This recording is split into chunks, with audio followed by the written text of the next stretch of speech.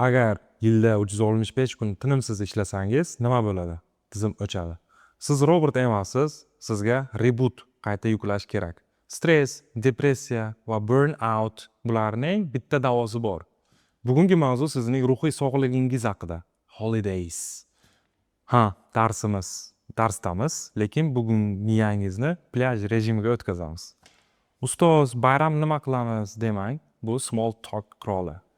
Inglizlar bilan suhbatning 80% ob-havo va ta'til rejalari haqida. Agar "How was your holiday?" savoliga javob bera olmasangiz, suhbat o'ladi. Manbamiz Martin Jonesning The English Holidays kitobi. Jiddiy ilmiy ish. Keling, tarixda bir soniya nazar tashlaymiz. Juda qiziq fakt. Aslida holiday so'zi holiday, muqaddas kundan olingan. Avval ibodat qilingan, hozir esa shunchaki uxlaymiz yoki sayohat qilamiz. Men Ibrohim Muhidov, bugun bayramlar orqali ingliz tilini kuzatamiz. Diqqat, Britaniya va Amerikada bayram tushunchasi ikki xil dunyo. Ularni adashtirsangiz, ishxonada kulgiga qolasiz. Tayyormisiz? Nazariy qismni boshlaymiz. Terminlarni yeb qo'yamiz. Bizda qizil kun deyiladi, inglizlarda nima deyiladi? Umumiy nom Public Holidays. Davlat tomonidan belgilangan dam olish kuni. Lekin Britaniyada bu public holiday deyilmaydi. Ular g'alati. Ular bank holiday deyishadi. Nega aynan bank? Mantiq oddiy. Agar banklar yopilsa, biznes to'xtaydi. Hech kim ishlay olmaydi. Bank yopiqmi? Demak, hammaga dam. Bu britancha mantiq. London ko'chalarida to'g'ridan-to'g'ri reportaj. Bank holidayda nima qilishadi? Ular dengizga borishadi. Hatto yomg'ir yog'sa ham bu an'ana. Endi AQShga o'tamiz. Amerikaliklar bank holiday desa tushunmaydi. Ular federal holiday. Shtat qonunlari bo'yicha farq qilishi mumkin. Yana bir muhim tushuncha long weekend. Agar bayram jumaga yoki dushanbaga tushsa, bizda uzoq dam olish bo'ladi.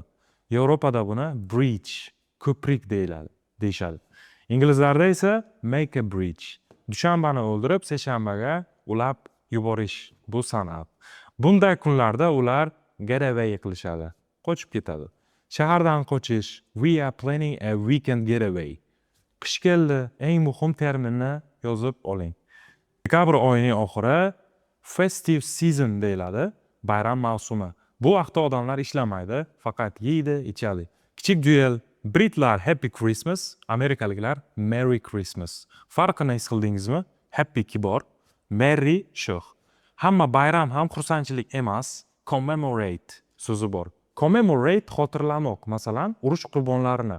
Tug'ilgan kunni celebrate qilasiz, xotira kunini esa commemorate qilasiz. Adashtirmang. Celebrate these desangiz g'alati eshitiladi. Qisqa recap, 3 ta so'zni miyaga o'ratish. Nazariya qismi tugadi, lekin hali haqiqiy jang oldinda. Keyingi qismda eng katta madaniy jangni ko'ramiz. Nega amerikaliklar kurka yeydi, britlar esa yo'q? Yoki Halloween aslida qayerdan chiqqan? Javob sizni shok qiladi. Tayyorgarlik ko'ring, hozir bayramlarni ringga chaqiramiz.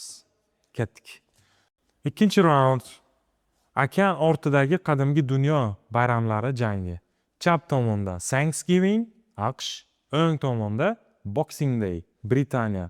Thanksgiving amerikaliklar uchun Rojdestvodan ham muhimroq. Noyabrning 4-payshanbasi. Bu kunni hamma uyga qaytadi. Asosiy so'z gratitude, minnatdorchilik.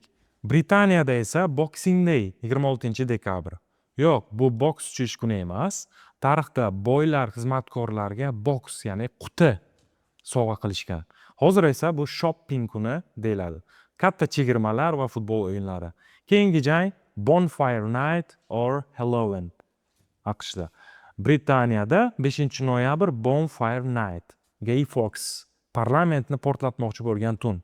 Ular gulxan yoqib mushakbozlik qiladi. Remember the 5th of November. Halloween esa aslida Irlandiyadan chiqqan, lekin Amerika uni shouga aylantirdi.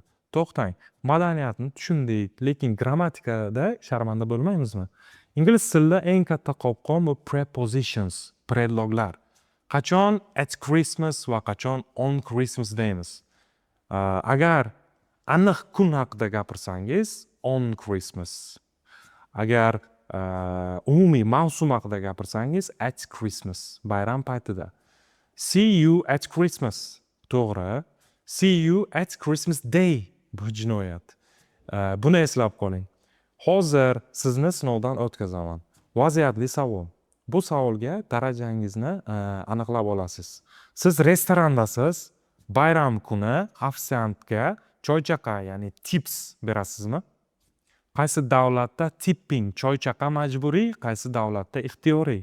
Variant A AQShda majburiy. Variant B Britaniyada majburiy. Videoni to'xtatishga tayyorlaning. O'ylab javob bering.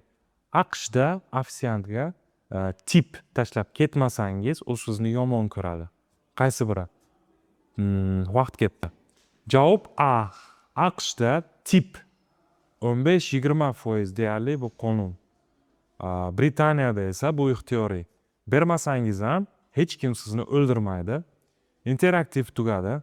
Endi mavzuni miyaga sementlaymiz. Bayram kunida gapirish uchun 3 bosqich kerak. Sayohat va bayramning xronologiyasi before, during va after. Birinchi bosqich anticipation, kutish zavqi. Looking forward to. I am off to Spain next week. I can't wait to unwind. Bu fraza. Unwind yozib oling. Unwind tugunni yechish, ya'ni butunlay bo'shashish. Relaxdan kuchliroq. Ikkinchi bosqich experience, jarayon. Bu yerda his-tuyg'ular gapiradi. It's beautiful demay. I think it's breathtaking yoki it's stunning. Agar hammasi yomon bo'lsa-chi, it was disasters yoki a total nightmare. Hozir hamma 3-bosqichda yashaydi Instagram uchun. 3-bosqich reflection, xotira, xulosa, qaytib kelgandan keyingi gaplar.